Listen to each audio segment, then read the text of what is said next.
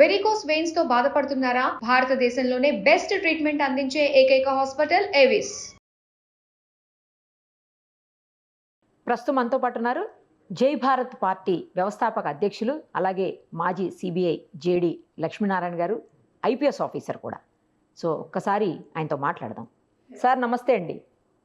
నమస్తే మందిర్ కుమార్. సార్, ఇప్పుడు మిమ్మల్ని ఎందుకు అడిగాను అంటే, మనం లేటెస్ట్గా చూస్తున్నాము అరెస్టులు. తిట్టారని చెప్పి, గతంలో తిట్టారని చెప్పేసి పొలిటికల్ లీడర్స్ని వరుసగా అరెస్టులు చేస్తూ పోతా ఉన్నారు. అయితే ఇక్కడ నేను అడగబోతుంది ఏంటంటే సార్, టెక్నికల్ పాయింట్స్. ఎప్పుడైనా తిట్టినా కూడా ఇప్పుడు అరెస్ట్ చేయొచ్చా? ఎన్ని సంవత్సరాల తర్వాత అరెస్ట్ చేసే అవకాశం ఉంటుంది? తర్వాత తిట్టడం అనేది కేవలం డిఫమేషన్గానే తీసుకుంటారా, లేకపోతే వేరే ఏ సెక్షన్స్ అప్లికబుల్ అవుతాయి? ఒక ఐపీఎస్ ఆఫీసర్గా మీరు ఇలాంటి కేసులు చూసే ఉంటారు గతంలో కూడాను. సో ఇంకొకటి ఏంటంటే, సెలబ్రిటీస్ విషయంలో మాత్రమే అరెస్టులు ఉంటాయా? మిగతా విషయాల్లో, అంటే నార్మల్ పర్సన్స్ విషయంలో తిట్టినా కూడా, గలీజ్గా మాట్లాడినా కూడా అరెస్టులు ఉండవా? ఎవరికైనా ఒకటే రూల్ ఉంటుందా? ఒక్కసారి ఎక్స్ప్లెయిన్ చేయండి సార్. మనం ఏదైనా ఇటువంటి చట్టానికి సంబంధించిన విషయం మాట్లాడాలంటే ముందు భారత రాజ్యాంగం ఏం చెప్తుందో మనం ఆలోచించాలి సార్. ఏదైనా ఏ చట్టానికైనా మూలం భారత రాజ్యాంగం. రాజ్యాంగంలో మనకు అనేక ప్రాథమిక హక్కులు ఇవ్వబడ్డాయి. అందులో ఆర్టికల్ 19లో భావ స్వేచ్ఛ అన్నది ఉంటుంది. అంటే freedom of speech and expression అంటాం దాన్ని. అంటే నేను నా భావాలను ప్రకటించుకునే స్వేచ్ఛ నాకు ఉంటుంది అన్నది ఆర్టికల్ 19(1). కానీ ఈ భావ స్వేచ్ఛ ఉంది కదా అని నేను ఎటుపడితే అటు మాట్లాడకూడదు.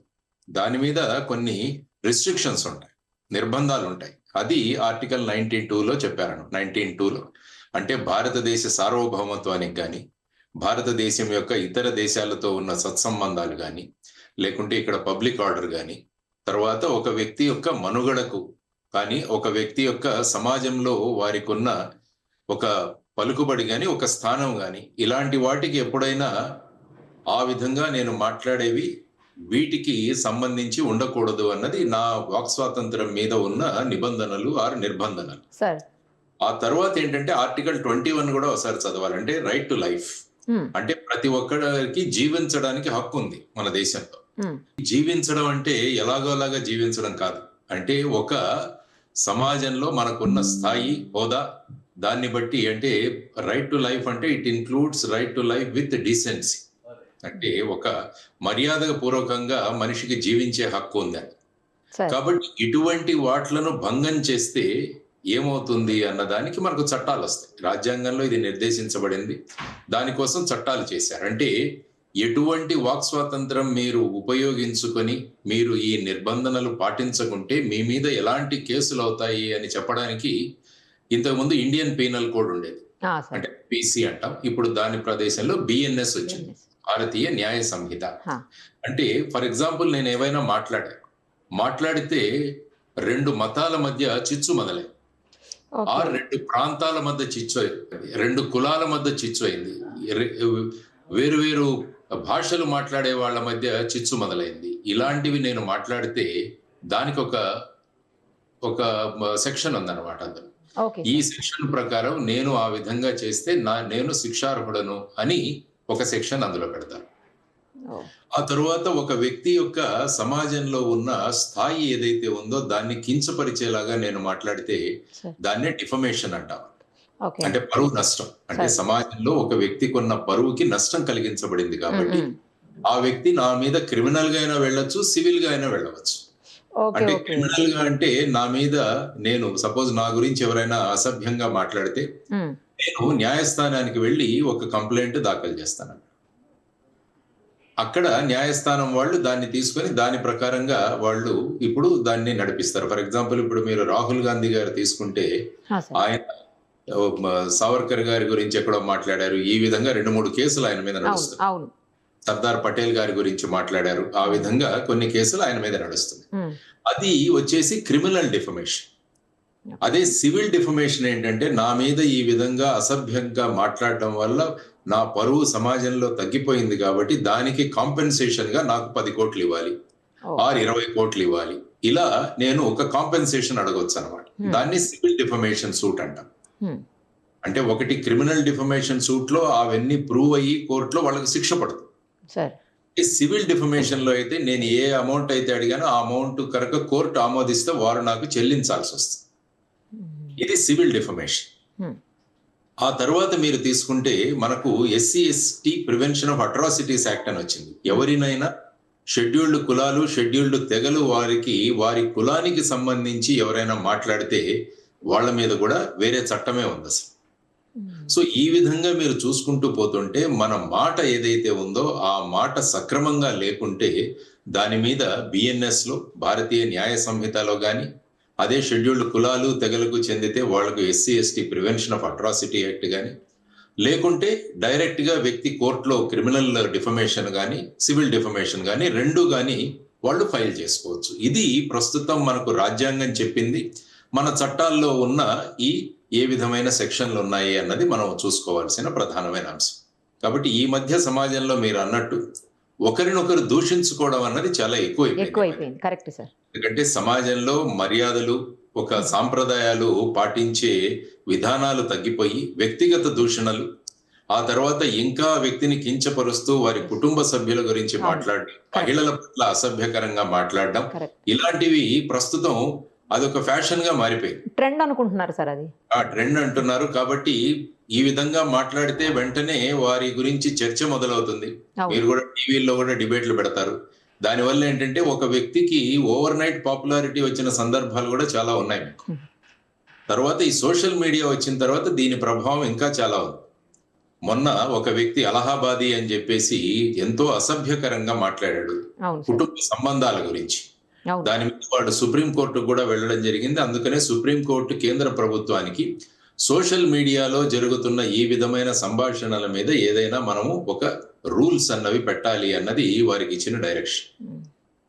సో ఈ విధమైన పరిస్థితులలో ప్రస్తుతం సమాజం ఉంది. మనం చూసుకుంటే ఇంకా అసెంబ్లీలో కూడా అత్యంత ఘోరంగా మాట్లాడుకునే సందర్భాలు మనం చూసాం. చట్టసభల్లో కూడా. అవును సార్. చట్టసభల్లో ఎంత దారుణంగా మాట్లాడుతున్నారంటే చట్టసభల్లో ఉన్న వాటిని లైవ్ టెలికాస్ట్ ఇచ్చారు. Correct sir, correct. ఎందుకంటే మన ప్రతినిధులు ఏ విధంగా వారు అక్కడ మన సమస్యలను తీసుకువెళుతున్నారన్నది చూడడానికి లైవ్ టెలికాస్ట్ ఏర్పాటు చేస్తే అవి చూడాలా వద్దా అన్న స్థాయికి మన వాళ్ళు దిగజారిపోయారు. సో ఆ విధమైన పరిస్థితులు, దానిని నివారించాల్సిన నాయకులు కూడా వారిని ప్రోత్సహించడాలు, ఇవన్నీ కూడా మనం చూస్తున్నాం. అంటే ఏమవుతుందంటే సమాజం అధోగతి పాలవడానికి ఇది ఒక ప్రమాదకరమైన విషయం. ఎందుకంటే విశిష్టమైన స్థానాల్లో ఉన్నవారు ఈ విధంగా మాట్లాడితే ఏమవుతుందంటే వారి ప్రభావం ఇంకా ఎక్కువగా ఉంటుంది. బాధ్యతాయుతమైన పదవుల్లో ఉన్నవారు, బాధ్యతాయుతమైన బాధ్యతలు నిర్వహిస్తున్న వాళ్ళు ఈ విధంగా మాట్లాడితే ఏమవుతుందంటే దాన్ని ఇతరులు కూడా అనుసరిస్తారు. మా నాయకుడే ఈ విధంగా మాట్లాడుతున్నాడు కాబట్టి నేను కూడా అలాగే మాట్లాడాలేమో, లేకుంటే ఆయన మెప్పును నేను పొందలేమో అన్న ఒక రకమైన స్వభావం కూడా, ఒక రకమైన ఆలోచనలు కూడా ఈ మధ్య మొదలయ్యాయి. తర్వాత సినిమాలలో కూడా చూసుకుంటే అసభ్యకరమైన పదజాలను ఉపయోగించడం కూడా ఎక్కువైపోయింది. సినిమా హీరోలు కూడా సినిమాల్లో అసభ్యకరమైన పదాలను ఉపయోగించడం, ఇవన్నీ అవ్వడం వల్ల ఏమవుతుందంటే సమాజంలో ఇప్పుడు ఒక వ్యక్తి నీతిగా బతకాలి అంటే చాలా కష్టం అయిపోతుంది ఈ మధ్యలో.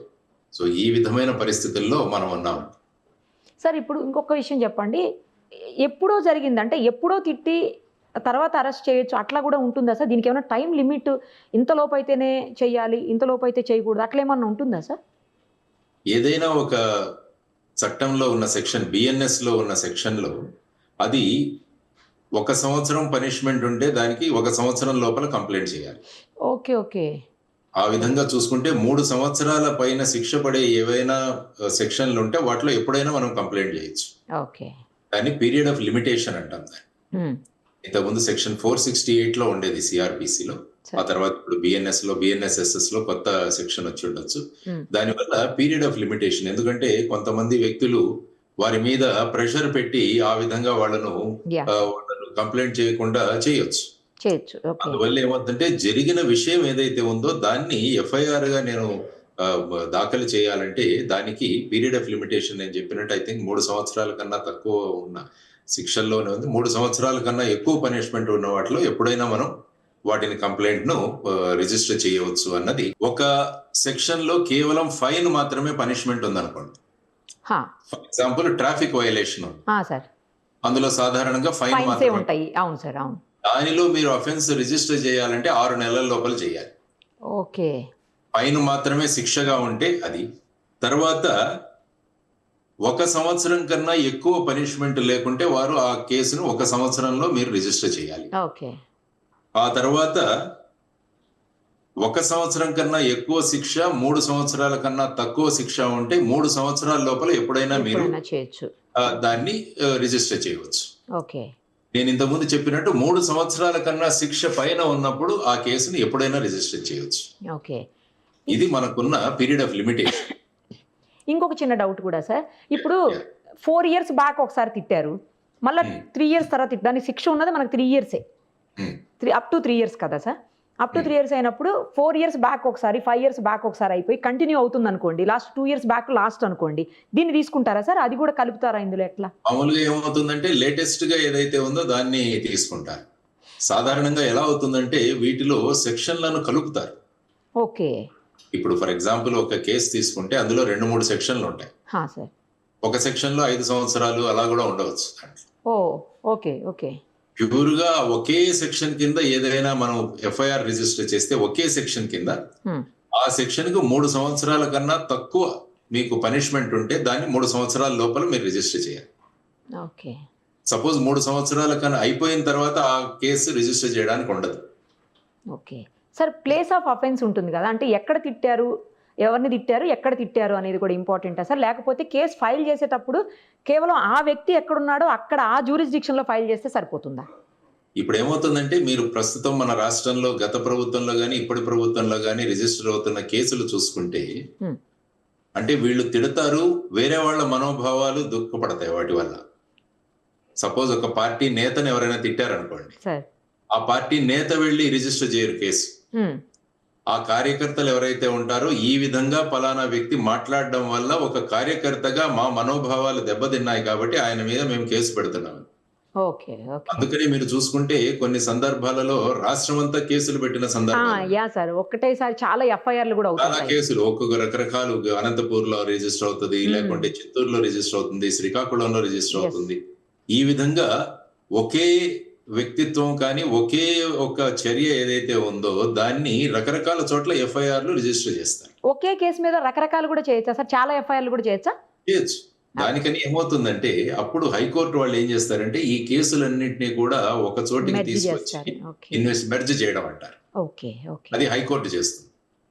అప్పటి వరకు సింగిల్ ఎఫ్ఐఆర్ ప్రకారమే వాళ్ళ ఇన్వెస్టిగేషన్లు చేస్తుంటారు, ఎందుకంటే కంప్లైంట్ చేసిన వ్యక్తి వేరు కాబట్టి. సపోజ్ 2 రాష్ట్రాలలో కేసులు రిజిస్టర్ అయ్యింది అనుకుందాం, ఫర్ ఎగ్జాంపుల్ తెలంగాణలో కూడా రిజిస్టర్ చేశారు అనుకుందాం. అప్పుడు ఏమవుతుందంటే సుప్రీంకోర్టు రంగంలోకి రావాలి. సుప్రీంకోర్టు రంగంలో వచ్చి 2 రాష్ట్రాలలో ఒకే విషయం మీద 2 కేసులు రిజిస్టర్ అయ్యాయి కాబట్టి వీటన్నిటినీ కలిపి ఒకే ఎఫ్ఐఆర్ గా ట్రీట్ చేయండి. ఫర్ ఎగ్జాంపుల్ అర్నబ్ గోస్వామి అనే ఒక వ్యక్తి ఉంటారు రిపబ్లికన్ టీవీలో, ఆయన మీద పలు కేసులు రిజిస్టర్ అయ్యాయి. సో వాటన్నిటినీ సంకలనం చేసి ఒకే చోట చేయండి అన్నది సుప్రీంకోర్టు వస్తుంది అనమాట. సో ఈ విధమైన మనకు చట్టంలో ఈ విధమైన ఆ విధమైన చర్యలు తీసుకోవాల్సి వస్తుంది. సార్, ఇప్పుడు పొలిటికల్ లీడర్స్ తిట్టుకుంటేనో లేకపోతే సెలబ్రిటీస్ తిట్టుకుంటేనో ఒక రకమైనటువంటి రియాక్షన్ ఉంటుంది. నార్మల్ పర్సన్స్ కూడా చాలా దారుణంగా తిట్టుకుని కొట్టుకునేటువంటి పరిస్థితులు ఉంటాయి, నీచంగా మాట్లాడే పరిస్థితులు. మరి అలాంటప్పుడు ఇవేమీ రావా సార్? ఎందుకని సెలబ్రిటీస్ విషయంలోనే పోలీసులు అంత సీరియస్గా ఫాస్ట్గా యాక్షన్ తీసుకుంటారు? మీరు కూడా ఒకప్పుడు పోలీస్ ఆఫీసర్ కదా, అందుకని అడుగుతున్నాను.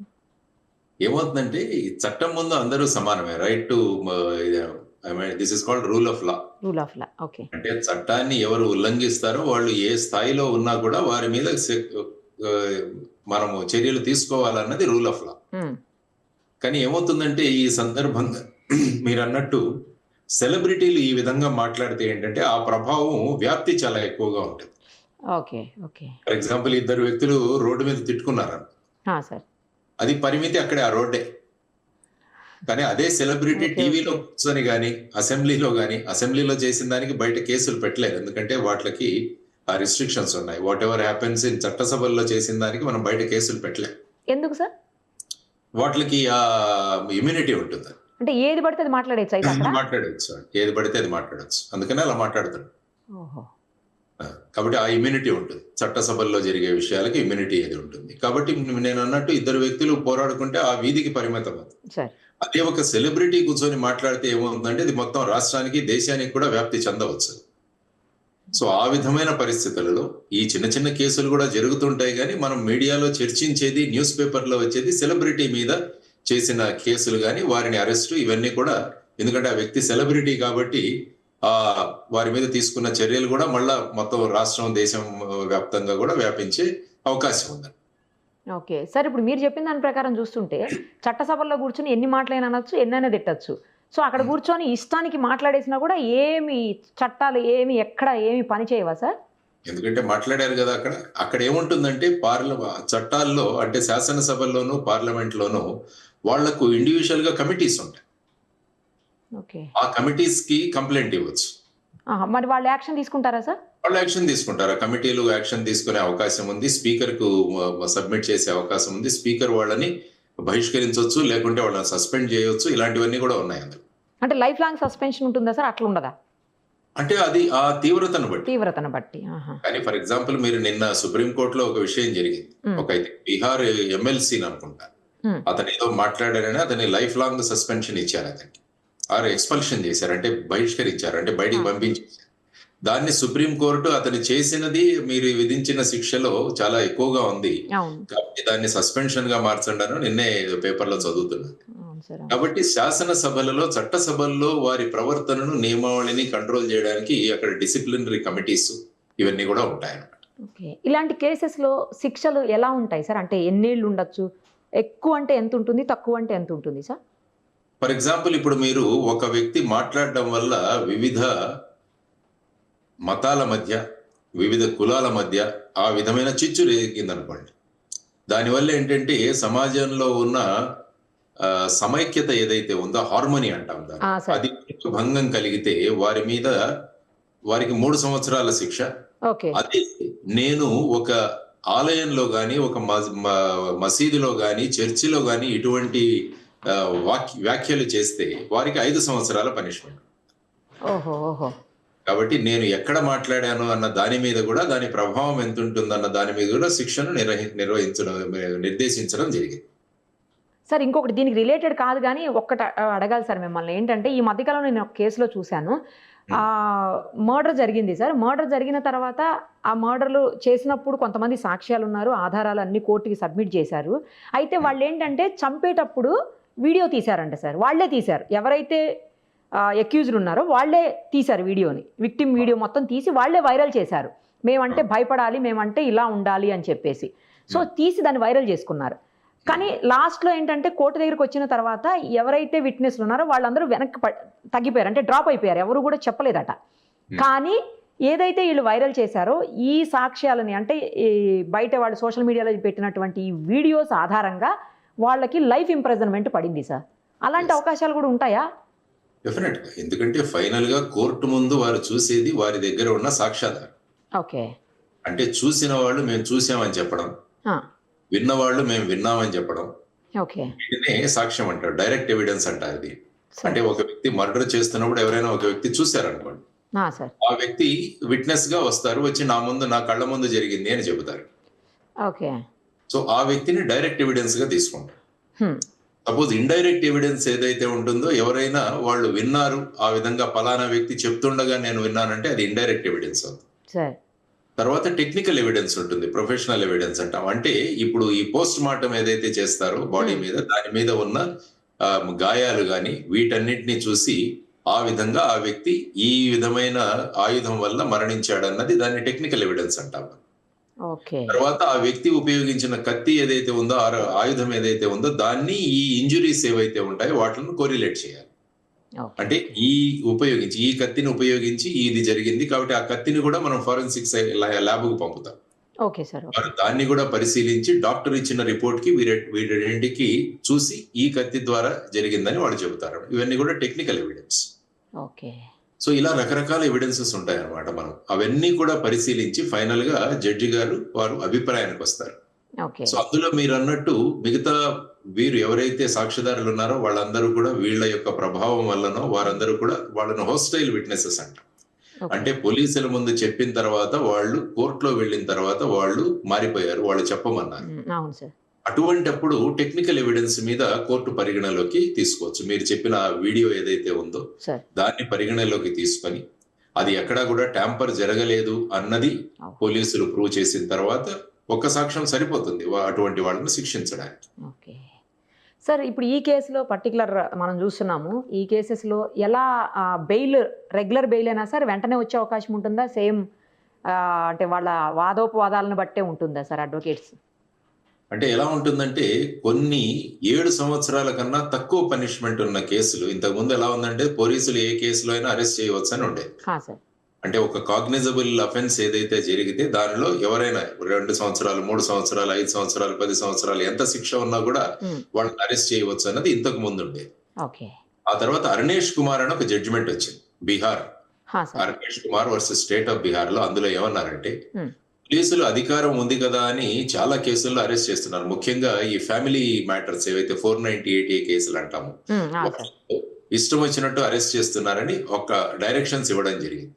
అంటే 7 సంవత్సరాల కన్నా తక్కువ శిక్ష ఉన్న కేసుల్లో పోలీసులు ఆ వ్యక్తిని అరెస్ట్ చేయాలా చేయకూడదా అన్నది ఒకటి నిర్ణయం తీసుకోవాలి. సపోజ్ అరెస్ట్ చేయాలి అని నిర్ణయం తీసుకుంటే దానికి కారణాలు రాయాలి. అరెస్ట్ చేయకూడదు అంటే ఆ వ్యక్తికి నోటీస్ ఇచ్చి ఆ వ్యక్తిని పిలిపిస్తూ ఉండాలి. ఇది అరుణేష్ కుమార్ జడ్జిమెంట్ లో ఇచ్చింది. ఇది 7 సంవత్సరాల శిక్ష ఉన్న కేసులు ఏవైతే ఉంటాయో వాటికి ఇది జనరల్ గా 7 సంవత్సరాల కన్నా ఎక్కువ శిక్ష ఉన్న కేసుల్లో ఈ విధంగా నోటీసులు ఇవ్వాల్సిన అవసరం లేదు.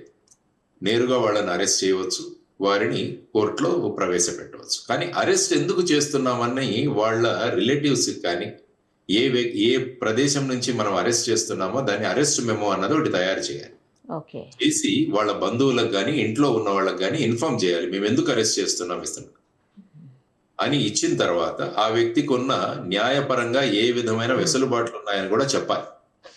ఆ తర్వాత ఈ వ్యక్తిని ఎక్కడికి తీసుకెళ్తున్నాం, ఏ కోర్టులో ప్రవేశపెట్టబోతున్నాం అన్నది కూడా తెలియజేయాలి. తర్వాత ఆ వ్యక్తిని మెడికల్ కూడా సంబంధించాలి. అంటే వెళ్ళి మెడికల్ ఎగ్జామినేషన్ కూడా తీసుకువెళ్ళాలి. అంటే ఆ వ్యక్తి యొక్క స్థితి ఏంటి. ఎందుకంటే సాధారణంగా మీరు చూసుకుంటే 60 సంవత్సరాలకు పైబడిన వ్యక్తులు ఎవరైతే ఉంటారో వారిని అరెస్ట్ చేయాలంటే కొత్తగా వచ్చిన BNSS లో కన్సర్న్డ్ DSP పర్మిషన్ తీసుకోవాలి. అంటే 3 సంవత్సరాల వరకు పనిష్మెంట్ ఉంటుంది అన్నది. ఎందుకంటే సీనియర్ సిటిజన్స్ గురించి వారు చెప్పిన ఒక రిస్ట్రిక్షన్ అన్నమాట. అదే మహిళలను రాత్రిపూట అరెస్ట్ చేయాలి అంటే ఏమవ్వాలంటే అక్కడ సంబంధిత మెజిస్ట్రేట్ నుంచి వాళ్ళు పర్మిషన్ తీసుకోవాలి. సో ఇవన్నీ కూడా అరెస్ట్ కు సంబంధించి మన చట్టాల్లో వచ్చిన మార్పులు. ఇప్పుడు అరుణేష్ కుమార్ జడ్జిమెంట్ అన్నది డైరెక్ట్ గా ఇప్పుడు చట్టంలోనే పొందుపరచబడింది. ఆ తర్వాత 24 గంటల్లో పోలీసులు అరెస్ట్ చేసిన వ్యక్తిని న్యాయస్థానం ముందు వాళ్ళు హాజరుపరచాలి. అంటే మేము అరెస్ట్ చేసామని ఎంతసేపు మా దగ్గర పెట్టుకోవడానికి అవకాశం ఉండదు పోలీసులు. 24 గంటల లోపల దానిలో జర్నీ పీరియడ్ ఏదైతే ఉంటుందో, ఫర్ ఎగ్జాంపుల్ ఎవరినైనా హైదరాబాద్ లో అరెస్ట్ చేశారు, వారిని తీసుకువెళ్ళి ఫర్ ఎగ్జాంపుల్ విజయవాడ కోర్టులో మనం ప్రొడ్యూస్ చేయాలి. దానికి ఒక 4-5 గంటలు ప్రయాణం పడుతుంది. కాబట్టి 24 గంటల లోపల వారి ముందు ప్రొడ్యూస్ చేయాలంటే ఈ జర్నీ టైం 4-5 గంటలను దాని నుంచి తీసేయాలి. సో ఈ విధంగా వచ్చిన తర్వాత అప్పుడు కోర్టు పరిశీలిస్తుంది ఈ వ్యక్తిని అరెస్ట్ చేసినప్పుడు నియమావళి పాటించారా లేదా, ఆ తర్వాత ఈ వ్యక్తిని అరెస్ట్ చేయడానికి తగిన అంటే అప్పటి వరకు జరిగిన ఇన్వెస్టిగేషన్ లో ఏదైనా ఆధారాలు ఉన్నాయా అని చెప్పి ఈ వ్యక్తిని జ్యుడిషియల్ కస్టడీకి పంపిస్తారు, అంటే జైలుకు పంపిస్తారు. ఆ తర్వాత ఏమవుతుందంటే అప్పుడు ఆ వ్యక్తి బెయిల్ వేసుకోవడానికి అవకాశం ఉంటుంది, అంటే బెయిల్. అదర్వైజ్ పోలీసులు ఏం చేస్తారంటే మేము ఇతన్ని ప్రశ్నించాలి కాబట్టి మాకు పోలీస్ కస్టడీ ఇవ్వండి. కాబట్టి జడ్జి గారి ముందున్న ఏంటంటే ఆ వ్యక్తిని జ్యుడిషియల్ కస్టడీకి పంపించిన తర్వాత వీళ్ళ వాదోపవాదాలు విన్న తర్వాత పోలీస్ కస్టడీ ఇవ్వాలా లేకుంటే బెయిల్ ఇవ్వాలా అన్నది వారు నిర్ణయిస్తారు. సో ఈ విధమైన పరిస్థితులు. తర్వాత ఏంటంటే బెయిల్ అనేక కేసుల్లో వెంటనే ఇవ్వాలని కూడా లేదు. చిన్న కేసులు ఉంటే దాంట్లో 60 రోజుల లోపల ఛార్జ్ షీట్ వేయాలి పోలీస్. అదే మర్డర్ కేసు ఇలాంటివి ఉంటే వాటిని ఇంతకు ముందు 90 days లోపల ఛార్జ్ షీట్ వేయాలి. ఐ థింక్ ఇప్పుడు BNSS లో 180 రోజులు చేసినట్టుగా మార్చారు. కాబట్టి ఆ లోపల గనక వాళ్ళకు ఛార్జ్ షీట్ వేయకుంటే ఆ మరుసటి రోజు వాళ్ళకు డిఫాల్ట్ బెయిల్ అన్నది ఇచ్చేయాలి. అంటే వ్యక్తిని ఎక్కువ రోజులు జైల్లో ఉంచకూడదు అన్నది ఒక కాన్సెప్ట్. ఎందుకంటే కృష్ణ అయ్యర్ గారు చీఫ్ జస్టిస్ గా ఉన్నప్పుడు వారు ఏమన్నారంటే సార్ బెయిల్ నో జైల్ అంత. అంటే జైలులో పెట్టడం చాలా తక్కువగా ఉండాలి. ఎందుకంటే ఆ వ్యక్తి మీద నిందలు ఆపాదించబడ్డాయి కానీ ఆ వ్యక్తుల మీద ఇంకా అవి ప్రూవ్ కాలేదు. ఓకే కాబట్టి ఆ వ్యక్తిని ఎక్కువ రోజులు అంటే మీ ఇన్వెస్టిగేషన్ లో ఆ వ్యక్తి ఏమైనా ఇంటర్ఫియర్ అవుతాడా అన్న మీ డౌట్ ఏదైతే ఉందో అప్పటి వరకే ఉంచుకోవాలి కానీ వన్స్ చార్జ్ షీట్ వేసిన తర్వాత ఆ వ్యక్తిని ఉంచాల్సిన అవసరం లేదన్నది కూడా రకరకాల జడ్జిమెంట్లు. ఓకే ఈ విధంగా కోర్టుల యొక్క ప్రక్రియ జరుగుతుంది. సార్ ఫైనల్గా ఒక్కటి చెప్పండి. ఇప్పుడు తిట్టిన కేసెస్లో అంటే బాగా మనం చూసాం డిఫమేషన్ భయంకరమైనటువంటి ఫిల్లీ లాంగ్వేజ్ యూజ్ చేసి తిట్టినటువంటి ఇలాంటి కేసెస్లో కేవలం ఆ వీడియో ఎవిడెన్స్ అనేది సరిపోతుందా సార్, లేకపోతే ఇంకా ఏదన్నా ఎవిడెన్స్ కూడా కలెక్ట్ చేయాల్సిన అవసరం ఉంటుందా పోలీసులకు? సాధారణంగా ఏంటంటే ఎవిడెన్స్ లో మనకు ఆ వ్యక్తి మాట్లాడుతూ ఉంటాడు. ఆ తర్వాత ఆ వీడియోని కలెక్ట్ చేసి ఎవరి దగ్గర నుంచి అయితే ఆ వీడియోని కలెక్ట్ చేస్తున్నారో వాళ్ళ దగ్గర నుంచి సర్టిఫికేషన్ తీసుకోవాలి. ఫర్ ఎగ్జాంపుల్ మీ ఒక వ్యక్తి సుమన్ టీవీలో కూర్చొని తిట్టాడు అనుకోండి. సార్ అప్పుడు పోలీసులు ఏం చేస్తారంటే సుమన్ టీవీకి రాసి ఆ వ్యక్తి యొక్క ఒరిజినల్ ఫీడ్ ఏదైతే ఉందో ఆ ఫీడ్ ని తీసుకుంటారు మీ దగ్గర. Okay sir okay. ఎందుకంటే చాలా చోట్ల ఏమవుతుందంటే దీన్ని మనం ఎడిట్ కూడా చేయొచ్చు, లేకపోతే దాని మీద కొత్త కొత్త టెక్నాలజీలు ఉపయోగించి ఈ మధ్య గొంతు మారుస్తున్నారు చాలా మంది. కరెక్టే సార్. ఏఐతో ఆ వ్యక్తి మాట్లాడకున్నా కూడా ఆ మాటలు మాట్లాడినట్టు ఆ వ్యక్తి యొక్క మిమిక్రీ ఆర్టిస్టులతో మాట్లాడించడం ఇవన్నీ కూడా జరుగుతుంటాయి. కాబట్టి టెక్నికల్ గా ఇన్వెస్టిగేట్ చేసేటప్పుడు ఇవన్నీ కూడా పోలీసులు వాటిని దృష్టిలో ఉంచుకొని ఇది ఎక్కడా కూడా ట్యాంపర్ కాబడలేదు అన్నది, తర్వాత ఆ స్టూడియోలోకి వచ్చి మీ దగ్గర నుంచి కూడా స్టేట్మెంట్ తీసుకుంటారు. పలానా వ్యక్తి ఆ రోజు మా స్టూడియోకి వచ్చి ఆ విధంగా మాట్లాడాడు, ఇది మా ఒరిజినల్ ఫీడ్ అన్నది సబ్మిషన్ తీసుకొని దాన్ని కోర్టులో సబ్మిట్ చేస్తారు. మరి డైరెక్ట్ ఏదైనా ప్రెస్ మీట్ లో ప్రెస్ క్లబ్ లో ప్రెస్ మీట్స్ లో మాట్లాడితే సార్ అక్కడ కూడా ఉంటుంది. ఎవరైతే మరి ప్రెస్ మీట్ లో పెట్టిన తర్వాత ఏదో ఒక టీవీ లైవ్ టెలికాస్ట్ వస్తుంది సార్, ఆర్ ఏదైనా టీవీలో కూడా వస్తుంది కదా, అక్కడ నుంచి తీసుకుంటారు. అంటే దాని original source important. Original source అన్నది ఇంపార్టెంట్. ఆ విధంగా ఇన్వెస్టిగేషన్ లో ఒరిజినల్ సోర్స్ అని తీసుకుంటూ ఉంటారు. ఎందుకంటే రేపు కోర్టులో వీళ్ళు ప్రవేశపెడతారు ఇది మేము మాట్లాడలేదు, మేము వేరే మాట్లాడితే ఈ విధంగా దాన్ని ఎడిట్ చేసి లేకుంటే దాని మీద సూపర్ ఇంపోజ్ చేసి ఈ విధంగా చేశారని కూడా అవతల వైపు వాళ్ళు వాదిస్తారు. కాబట్టి వాటన్నిటినీ కూడా దృష్టిలో ఉంచుకొని పోలీస్ ఇన్వెస్టిగేషన్ జరగాలి అన్నది ప్రధానంగా మనం చూడాలి. Thank you sir, thank you so much. చాలా క్లియర్గా న్యాయపరంగా ఎలాంటి అంటే ఇలాంటి జరిగినప్పుడు న్యాయపరంగా ఉండేటువంటి అన్ని అంశాలని కూడా చాలా స్పష్టంగా చెప్పారు sir. Thank you sir, thank you so much.